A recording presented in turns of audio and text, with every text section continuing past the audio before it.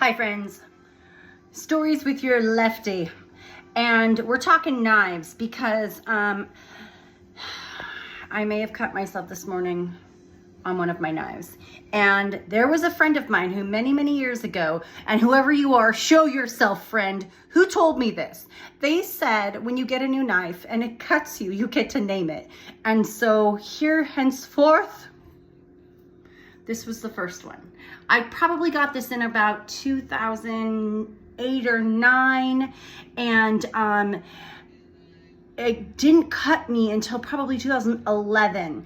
And it was Halloween. I was dressed as a chop champion. I had a butcher's knife through my head and blood and the medallion and the chef's coat. I was looking awesome. And then I cut my thumb pretty bad. All the gauze on it. And after the end of the night, it had bled through. It was a pretty bad cut. This is Clarice. Knife number 2.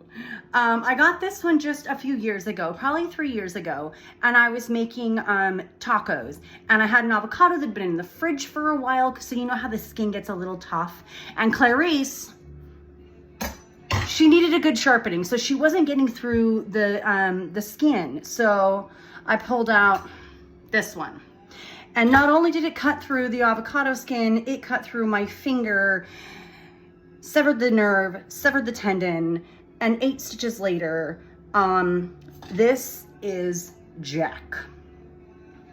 By the time I went to the doctor the next day, he was not pleased that I had waited a whole 12 hours to come get the stitches. But whatever. I said, it was tacos and tequila. Would you have gone to the ER? No. Now we've got this one. This knife has also been in my life since about 2011 or 2012. It's my sushi cutting knife. I cut the meats with it. She's thin, she's sharp, she's awesome. Well, today I went to give her a tub. I set her in the sink, and then whoosh, ran my finger right up her. I've bled through a few gauzes since the morning. It's not that bad. It's gonna heal. It's very sharp, very thin blade.